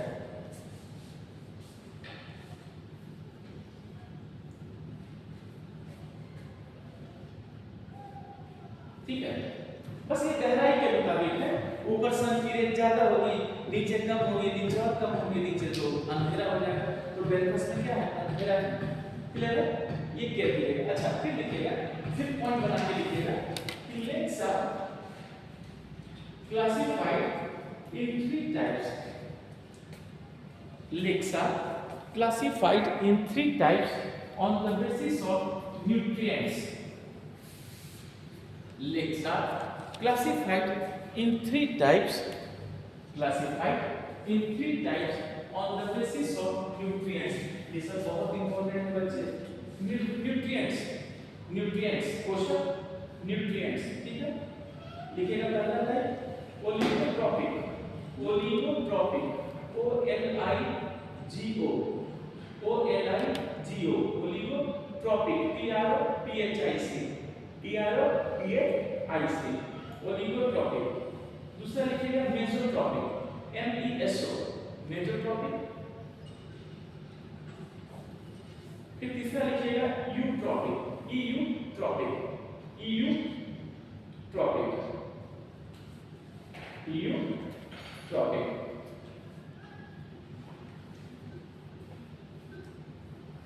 ओके, लिखिए साइड में जाइए. ठीक है, लिखिए बच्चे यूट्रॉपिक. तो यहाँ की पोषण खाने के आधार पर लेग को आपने 3 पार्ट में बांटा है. ओलिगोट्रॉपिक बताया बच्चे मैंने आपको, ओलिगोट्रॉपिक, मेसोट्रॉपिक और यूट्रॉपिक. ठीक है, और फिर गहराई पर भी मैंने आपको 4 जोन बताए हैं. वो जोन याद रखिए, लिटोरल, लिग्नेटिक, प्रोफंडल एंड बेंथस. तो वही हुआ, ऊपर प्लैंक्टन है, बीच में नेक्टन है, नीचे तो बेंथस है, बीच में प्रोफंडल आ गया. बस उसको याद रखिएगा. अब यहाँ पर हमें ये देखना है कि लेक इकोसिस्टम में कौन से प्लांट हैं और कौन से एनिमल हैं. तो पहले लिख लीजिए प्लांट, लिख के डैश कर लीजिए प्लांट. तो ये सब लाइफ है, प्लांट लिखकर डैश कर लीजिए.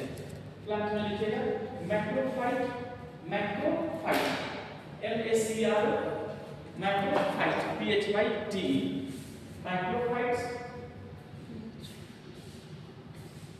Comma phytoplankton. बस वही चीज बताना, phytoplankton, phytoplankton, Chlorophyceae, Chlorophyceae, Chlorophyceae, Cyanophyceae, Chlorophyceae, Cyanophyceae, Euglenophyceae, Euglenophyceae, Euglenophyceae. ये सब बायोलॉजी के पढ़ते हैं, यूग्लिना बोलते हैं, यूग्लिनोफाइसी. बस ये याद रखिएगा. अब एनिमल लिख के कैसे दीजिए, एनिमल ये सब घास फूस है और क्या अपने लिए तो सब घास फूस पानी के अंदर. अब एनिमल, एनिमल में तो सबसे पहले केकड़ा, क्रैब, ये तो हर जगह है हमारे. क्रैब, केकड़े को कोई काम नहीं, हर जगह पे चलने लगेगा ऐसे. केकड़ा, क्रैब, कछुआ, टर्टल, टर्टल बोलते हैं ना, टर्टल, गुड। और टोटोस, टर्टल भी होता है, टोटोस भी होता है। इसमें कुछ तो डिफरेंस होता होगा।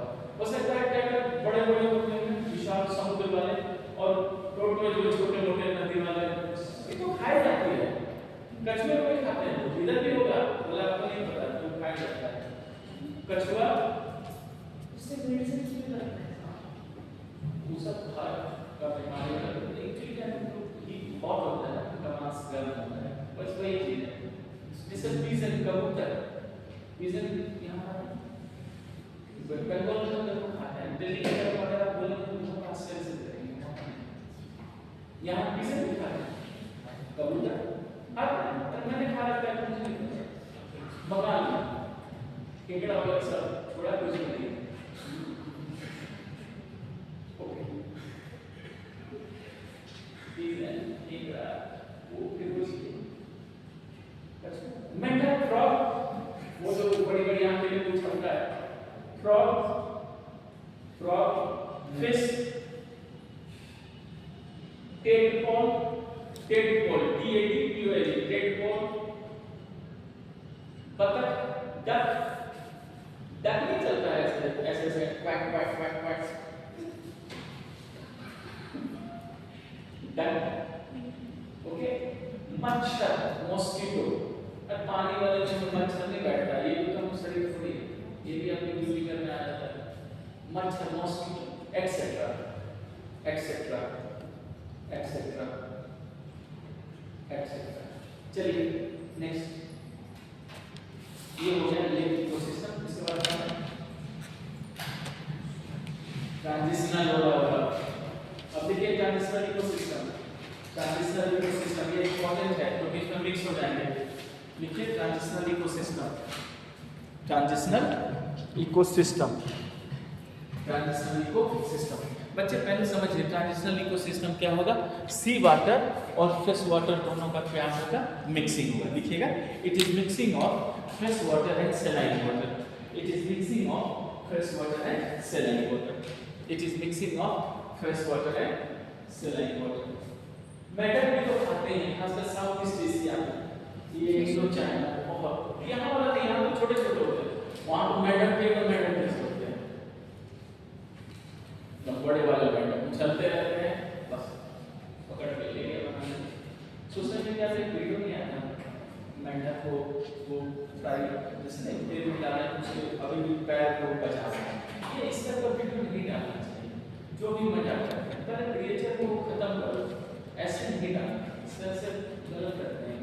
देखिए सर एक वीडियो में दिखा रहा है सांप को जितना गलत, हाँ करते ये इंडोनेशिया, ये जो सांप होते हैं स्नेक के कोबरा जो फन वाले होते हैं, उनका ऐसे पकड़ के फन काट देता है, फिर वो जो कूदा होता है वो सीख लगा करके उसके सीख हटा कर वही पकड़ता है, फिर ऐसे करके दे देता है, खाते हैं लोग। This is the part of food culture. Snake आप नहीं खाते ना, आप देख के बाद जाते हैं इसको, कभी दिखे तो क्या कीजिए तुम्हें इमेजिन में क्या लगेगी, आप इमेजिन नहीं सुनगा। Actually in the world there are different kind of food culture. आप लोग इसमें परेशान हो गए, अगर अफ्रीकन लोगों का फूड कल्चर देखते हैं तो मालूम हो जाएंगे इनका अजीब फूड कल्चर है, कुछ भी नहीं छोड़ते। अफ्रीकन की काम शरीफ नहीं है, इनका फूड कल्चर बहुत डिस्टर्बिंग है क्योंकि इसका फूड इतना रहता है। आप दुकान में के फूड प्रोडक्ट को देखेंगे तो खाते हैं क्या क्या है कि नीचे एकदम अपने आप का गंदा सा, लेकिन फूड ठीक है क्या नहीं हमारे जैसे आपने इसका फूड कल्चर लेकिन उनका डिफरेंट फॉर्म है बच्चे वो। आप जैसे राइस होता है तो ये राइस नहीं पता नहीं, राइस की तरह दिखेगा लेकिन वो पेस्ट की तरह होता है, मांस भी तो होता ही नहीं, कोई नहीं, कोई भी हम तो थोड़ा लिहाज कर ले तो तेल बिल्ली फंदर का हुआ जो भी गाय बैल गधा जो भी सब बना देंगे। सर बीच में क्लिक से रहता है कि जैसे मतलब मटन की जगह कोई इंसान का वुज़ू, what can you say? Wuzu is the alternate option of human meat. अभी हाल ही में वीडियो नहीं आया था, वो पैर उसको पकड़ में आ गया था, ये जो साइज है, जो मांस है, वो एक्चुअली ह्यूमन का पैर है। तो आपको ये बता दें, बहुत जगह अगर होटल में आप नॉनवेज खाते हैं तो अवॉइड कीजिए, खासकर नॉनवेज अगर लेना है चिकन प्रेफर कीजिए, उसके अलावा मत प्रेफर कीजिए। भरोसा नहीं होता है, कोई भरोसा नहीं होता। ये खासकर बड़े बड़े जगहों में बहुत होता है। दिल्ली में मोमोज वाले भी पकड़ते हैं, कुत्ते का मीट तो खाते हैं ना, उनको क्या पता है कि आप नहीं खाते, वो कुत्ते का मीट आपको खिला देंगे और आप कहेंगे भैया तीखी चटनी और ये भाई का कुत्ते का मीट कर देते हैं, बदमाश नहीं ना प्रोवाइड करता हूँ एकदम। कुत्ते का मीट कौन खाएगा, कुत्ता भी आएगा सबसे बड़ा कुत्ता है। चलिए कौन खा रहा है किसी को नहीं खाना है, लिखेंगे। कैंसर में आप समझिए बच्चे क्या होता है, पानी समुद्र का और फ्रेश वाटर दोनों का क्या होगा, मिक्सिंग होगा। तो इसका सबसे पहला इकोसिस्टम लिखिए, एस्चुअरी इकोसिस्टम। एस्चुअरी इकोसिस्टम ये मैंने लिखवाया होगा, कौन इकोसिस्टम में आते हैं इसमें ये नीचे का सब लिस्ट होगा। एस्चुअरी इकोसिस्टम होगा, फिर मैंग्रोव है, वेटलैंड, तीनों करना है, तीनों इंपॉर्टेंट है। देखिए पहले estuary ecosystem, estuary ecosystem, estuary ecosystem. अब मैं पूछ रहा हूं आप में से क्या कोई बच्चा मुझे बताएगा व्हाट इज एस्चुअरी, एस्चुअरी क्या होता है? ये सब मैंने पढ़ाया है, अगर किसी को याद है तो बताइए क्या होता है एस्चुअरी। चलो याद है, बताओ क्यों। वेरी गुड, आप बताइए। आप मतलब आम आदमी पार्टी नहीं, यू और बड़े गुड, आप कुछ बोलना चाहेंगे? गुड, चलिए सबके ख्याल में रखें। बच्चे सुनो, जब नदी समुद्र में गिरती है, नदी कहाँ गिर रही है, समुद्र में, तो अपने साथ सेडिमेंट लेकर आएगी, मलबा लेकर आएगी, कोई दिक्कत नहीं। तो जब नदी मलबे को लेकर आती है तो समुद्र के किनारे तक तो पहुंच जाएगी। कभी कभी क्या होता है, नदी में स्पीड भी कम हो जाती है, तो क्या नदी मलबे को कैरी कर पाएगी? तो कहाँ मलबे को छोड़ देगी, किनारे। और अगर नदी की स्पीड हुई तो मलबे को डाल देगी समुद्र के अंदर। तो जब नदी मलबे को समुद्र के अंदर डाल दे तो एस्चुअरी है। क्या कहते हैं, एस्चुअरी। एग्जांपल है नर्मदा और ताप्ती, ये सब मैंने ऑलरेडी पढ़ा के सब लिखवाया है, घबराने का नहीं। सिर्फ देखिए मैं समझ सकता हूँ आप नहीं मैनेज कर पा रहे हैं, रिवीजन नहीं कर पा रहे हैं, लेकिन बच्चे देखो एंड ऑफ द डे करना क्या, इससे भागने का कोई ऑप्शन नहीं है। इसका मतलब क्या है, it needs time, it needs time management, it needs hard labour. ये आपसे मेहनत मांगती है बच्चे, क्या मांगती है आपसे, मेहनत। इसका मतलब क्या है कि आप टाइम मैनेजमेंट की 1 घंटा ज्योग्राफी का रिवीजन, 1 घंटा क्वालिटी पढ़ रहे हैं, क्वालिटी का रिवीजन, 1 घंटा इकोनॉमी का रिवीजन, ऐसे एक समय बांधिए। और एकदम कुछ नहीं, जब 1 घंटे क्वालिटी ज्योग्राफी का रिवीजन करना है, हाँ जो कौन सा, तो सर सारा सेक्शन पढ़ा है तो कोई नहीं, जियोमॉर्फोलॉजी का रिवीजन करते हैं, कभी क्लाइमेटोलॉजी का करते हैं, कभी इसका करते हैं। और हाँ कभी भी एक पेज को लेकर 1 घंटे नहीं बैठना है। रिवीजन का मतलब है कहानी पढ़ना है, क्या पढ़ना है, कहानी। Not the revision, intensity of revision. एक ही चीज में 1 घंटा मत लगाइए, उस एक चीज को 10 मिनट में निपटा दीजिए। कितने में, 10 मिनट। तो अब आप कहेंगे सर 10 मिनट में कहाँ याद होगा, किसने कहा याद है? एक चैप्टर को आपने 1 घंटे में पढ़ा है, ओके, क्या गारंटी है कि वो शाम तक याद रहेगा? नहीं। आप उसी चैप्टर को कितने मिनट में पढ़ गए, 10 मिनट। आप कहेंगे यार ये तो कहानी की तरह पढ़ने, लेकिन कितने घंटे का वक्त मिला है, 1 घंटा। अब 1 घंटे को 10-10 मिनट से डिवाइड कीजिए तो कितने स्लॉट हैं, 6। कितने हैं, भूल गया, कितने हो गए, 6 हो गए। इसका मतलब आपने उस एक चैप्टर को कितने टाइम में रिवीजन किया, समझ में आया? द इंटेंसिटी ऑफ रिवीजन, आपने 6 टाइम रिवीजन कर लिया। तो सोचिए क्या दिमाग में नहीं बैठेगा बात, तेजी से भी पढ़ रहे हैं तो दिमाग में बात तो बैठा है, तो क्या क्या किया, 6 बार रिवीजन किया। और रिवीजन करके बुक को साइड में रख दीजिए, अपने सामने मिरर रख लीजिए, खुद को मिरर में देखिए और उसको एड्रेस कीजिए, उससे आई कांटेक्ट कीजिए, समझ में आया? और जो आपने पढ़ा है, जो आपको दिमाग में ख्याल आ रहा है उसको सुनाइए, समझ में आया? तो जब आप सुनाएंगे, आई कांटेक्ट करेंगे, तो पहली बात आपके मन से डर निकल जाएगा, बोलने में आपको बोलना आ जाएगा, आपका हेजिटेशन खत्म हो जाएगा, आई कांटेक्ट बोलिएगा बच्चे, आपका कॉन्फिडेंस हाई हो जाएगा। और उस 1 घंटे में आप जो पढ़े, अगर आपने 5-6 लाइन भी बोल दिया तो कम से कम वो 5-6 लाइन तो जिंदगी भर याद रहेगी और वही तो आपकी मदद करेगा, समझ में आया? इसलिए प्रैक्टिस मैक्स है पब्लिक वुमेन परफेक्ट। मैंने दोनों के लिए एग्जाम हो गया, ये पुरुषों का पक्ष लेते हैं नहीं, समझ में आ रहा है? गुड।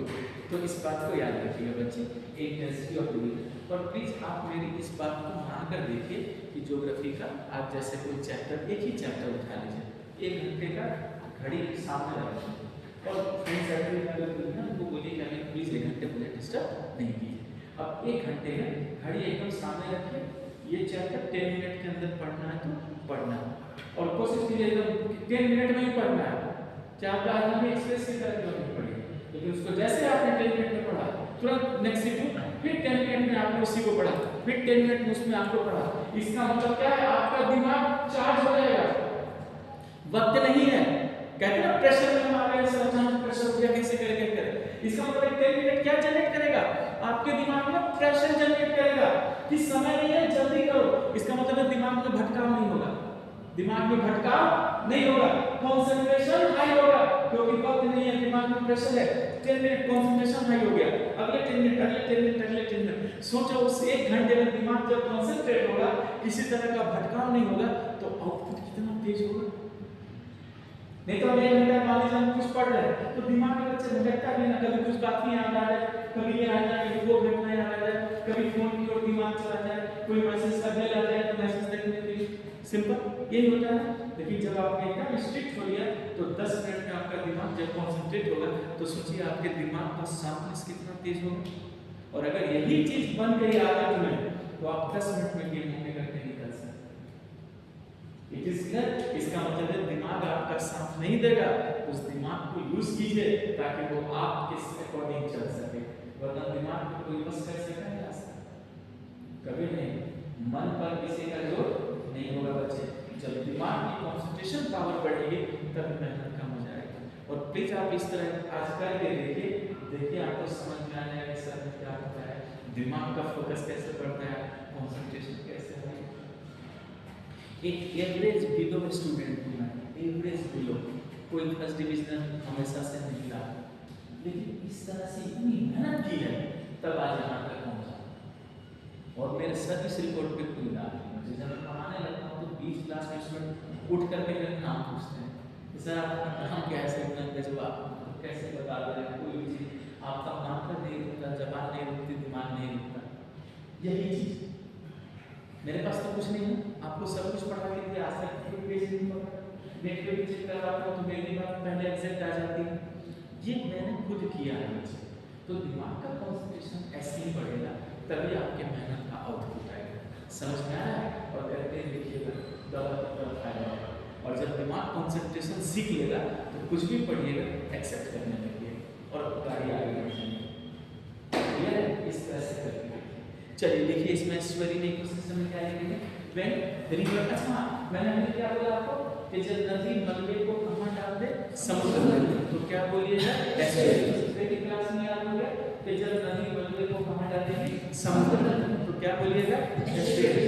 लेकिन अगर मलबे को समुद्र में नहीं डाली, किनारे छोड़ दी तो ये भी तो हो सकता है। आपने मुझसे पलट के नहीं पूछा लेकिन मैं तो जवाब है। अगर मान लीजिए किसी बच्चे ने काउंटर कर दिया कि सर अगर नदी में स्पीड नहीं है और मलबे को नदी में समुद्र में न डालकर किनारे में छोड़ दी तो कुछ नहीं, डेल्टा। क्या बनेगा? डेल्टा। यानी जब अंदर डालोगे तो एस्टुअरी, बाहर छोड़ोगे तो डेल्टा। तो मैंने कौन सा इकोसिस्टम कहा? एस्टुअरी। इसका मतलब है समुद्र के अंदर बनवा परिवेश। लिखिए when a river false sediment, when a river falls sediment. देखिए मोटिवेशन हर चीज में पढ़ के आपको देता रहता हूँ, बस आपको सिर्फ मेहनत करना है। मैं आपसे सिर्फ मेहनत चाहता हूँ बच्चे, यकीन मानिए मेरे हिसाब से चलिए 1 साल अपने आप को दे दीजिए, मेहनत कीजिए, अगले साल बच्चे सिलेक्शन लेकर बैठोगे किसी पोस्ट में, तब सोचो लाइफ कितनी ग्लैमरस होगी। बेटा तो एक छोटी सी बात, जब अपनी कमाई अपने जेब में आती है तो कॉन्फिडेंस नहीं मिलता, क्योंकि आप किसी पर डिपेंड नहीं रहते। इस बात को सोचो कि मुझे किसी पे डिपेंड नहीं होना। जब अपनी कमाई अपने जेब में आई और अपनी कमाई जब मैं खर्च करूं अपनी फैमिली पर, तब होता है बेटा घर। बाप की कमाई को तो सब ऐसे कर लेते हैं, अपनी कमाई पर बाप को ऐसे कराओ तब बात होगी, ऐसे नहीं। ठीक है, लिखो मेरे वजह से आज तक तो बात कमाई कैसे, ठीक है। Falls sediment direct into the sea, direct into the sea, direct into the sea, called direct into the sea, called estuary, called estuary, called estuary, called estuary. It means it is a transitional phase. It means it is a transitional phase. It means it is a transitional phase. It means it is a transitional phase. It means it is a transitional phase. बिना पढ़ाए फिर पूछना, ठीक है? तुम बताना तो estuary का माउथ मुंह जमीन की ओर होगा या समुद्र की ओर होगा? एकदम समझ में आया? जब नदी मल्ले को डालेगी तो मुंह किधर खुलेगा? समुद्र में। भूलिएगा नहीं, एस्चुअरी का माउथ हमेशा समुद्र की ओर होता है। लिखिएगा the mouth of estuary is towards the sea.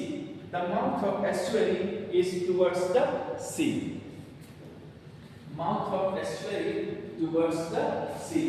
Mouth of estuary towards the sea. इसका मतलब है कि इसका जो माउथ है वो किधर होगा? समुद्र के ओर होगा, ठीक है? अच्छा, मैं एक चीज आप लोगों से पूछ रहा हूँ, आप मुझे बताइएगा, बताइए ऐसा कौन सा लैंड फॉर्म है, ठीक है? ऐसी कौन सी जगह है जिसमें नदी की भी क्वालिटी है और समुद्र की भी क्वालिटी है? ऐसी कौन सी चीज है, कौन सी जगह है जहां नदी की भी क्वालिटी है और समुद्र की भी क्वालिटी है? इतना सोचोगे? एस्चुअरी समझ में आया? एस्चुअरी में नदी की भी क्वालिटी है और समुद्र की भी क्वालिटी है। इसका मतलब है बायोडायवर्सिटी क्या होगा? अच्छा होगा। हम और आप भी रह सकते हैं, हमें पीने का पानी तक मिलेगा, क्यों? नदी की भी खूबी है और समुद्र की भी। लिखिए, estuary has both character. Estuary has both character. Both character. Estuary has both character. River and sea. Estuary has both characters of river and sea.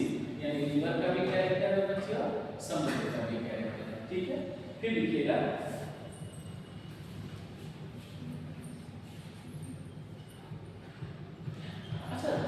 Salinity कम हो गया ज्यादा होगा?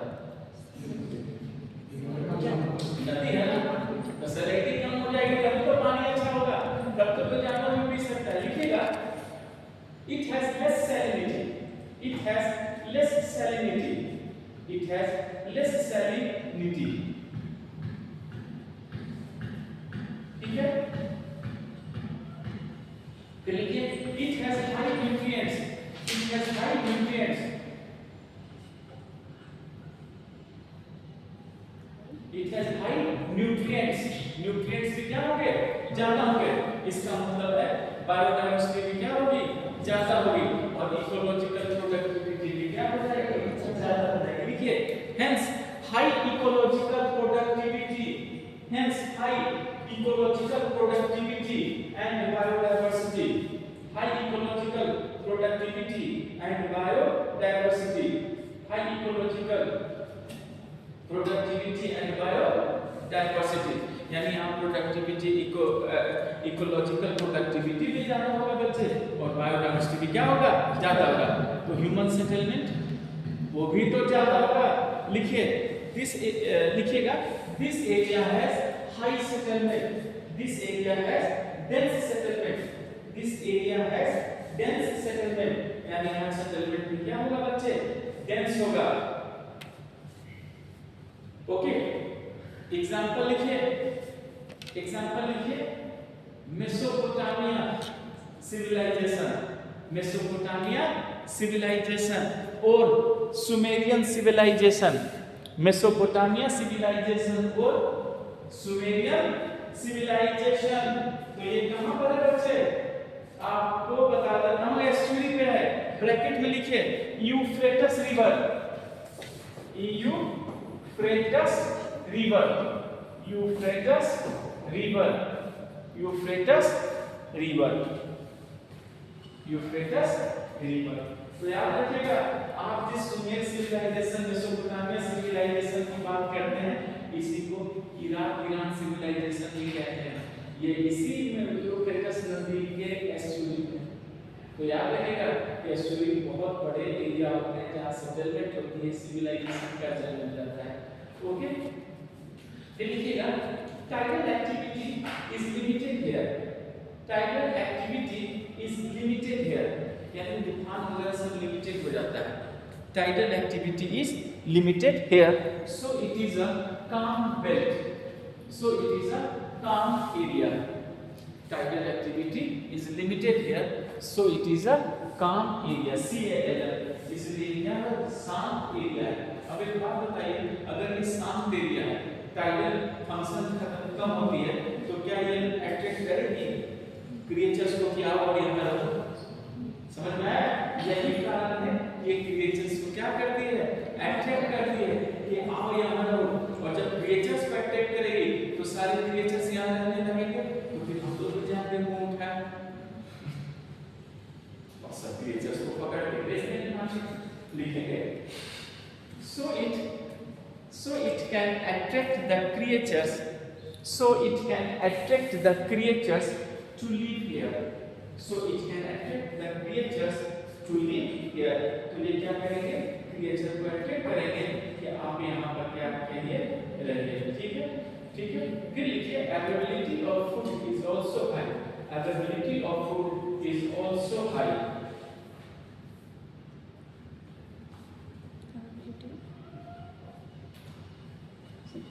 availability of food is also high, is also high।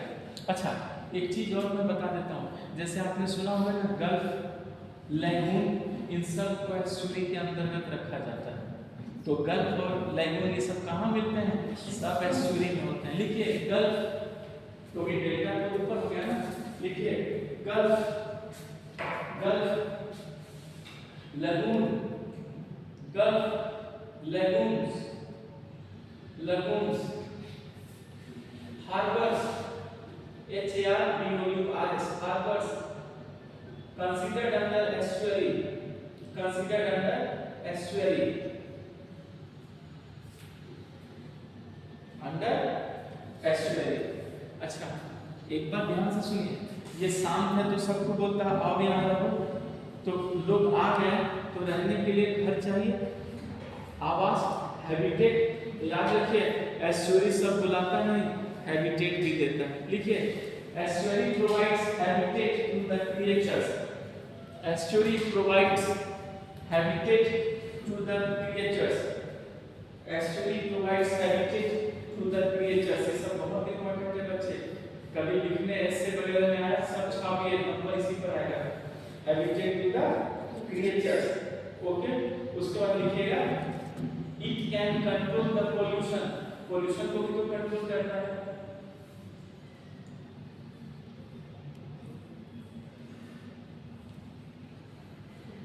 It filters the water, पानी भी तो साफ कर देगा, तब तो पीने के लिए योग्य है।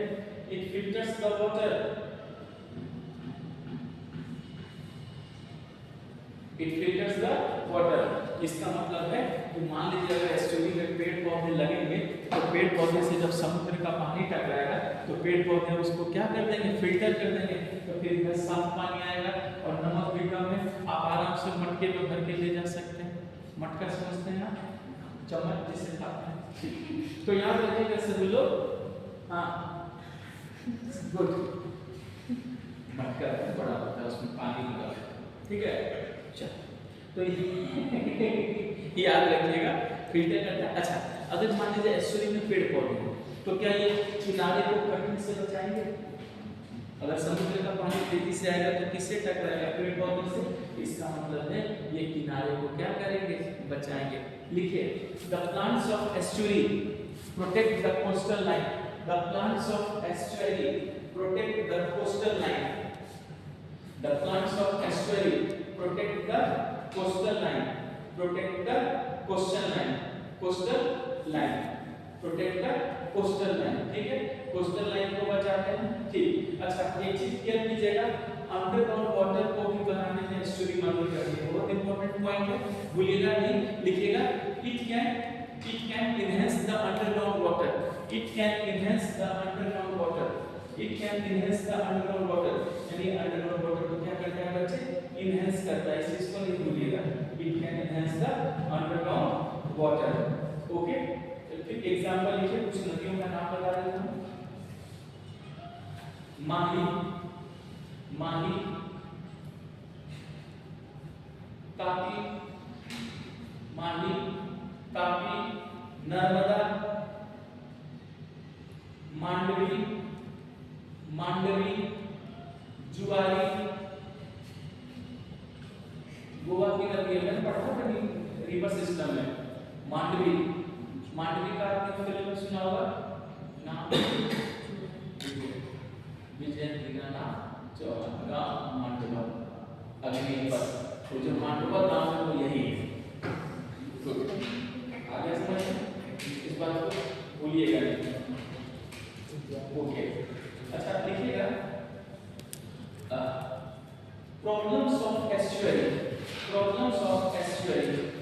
Problems of estuary. Problems of estuary. ठीक है, पहले जानिए प्रॉब्लम क्या है एस्चुरी का। लिखिएगा, इंडस्ट्रियल और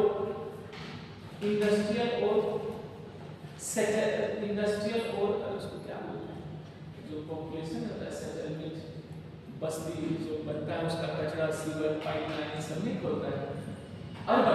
अर्बन का लिखेंगे, क्या लिखा आपने? Industrial and urban garbage pipelines. Industrial और urban garbage pipelines etcetera. Over, next point, overfishing. Overfishing, जरूरत से ज्यादा ही लोग मछली मार देते हैं, ओवर फिशिंग। फिर लिखिए, amusement and tourism. Amusement and tourism.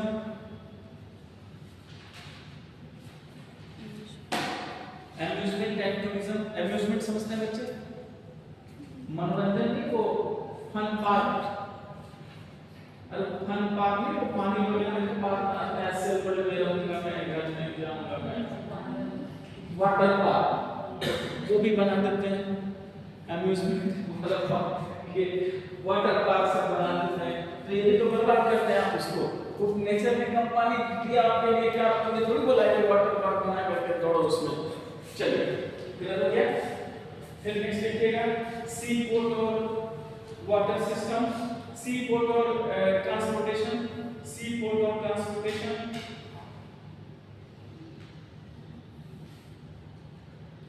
फिर नेक्स्ट पॉइंट लिखिएगा, सेडिमेंटिफिकेशन। सेडिमेंटिफिकेशन। सेडिमेंटिफिकेशन। सेडिमेंटिफिकेशन मतलब कचरा ज्यादा डाल दीजिए। फिर लिखिए, land use pattern. Land use pattern. Land use pattern. आप लैंड यूज पैटर्न बदलते हैं तो भी दिक्कत होती है, ठीक है। फिर लिखिए, other human economic activity.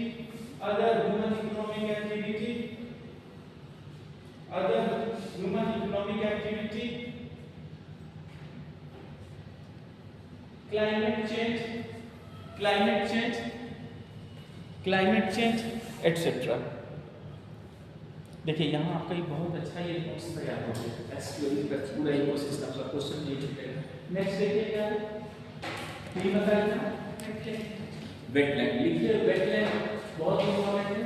Wetland में मैं आपको एक चीज सिखा दूंगा, उसको सीख लीजिएगा तो दिक्कत नहीं होगी। लिखिए, wetland ecosystem. Wetland ecosystem, WET wet land ecosystem, wetland ecosystem. बच्चे ध्यान से सुनना, वेटलैंड इकोसिस्टम क्या होता है बेटा? वेट का मतलब समझती हो?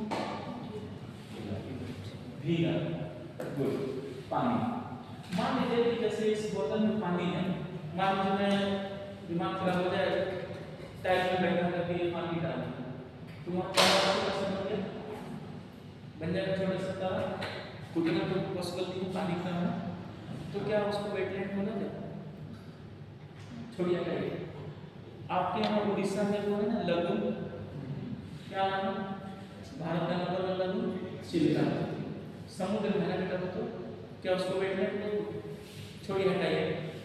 बाढ़ आ जाए, मान लेते हैं यहाँ कोई अगल बगल में ये झील जो है गुस्से में आके बाढ़ आ जाए, एसएलएनसी डूब जाए, सिर्फ सोच रहा हूँ, और हम छत पे खड़े हों और उसके बाद बीच में पानी हो, तो क्या वेटलैंड बोला जाए? छोड़िए हटाइए।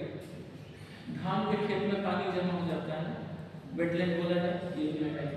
पैसिफिक ओशियन में बहुत पानी, वेटलैंड बोला जाए? ये भी हटाइए।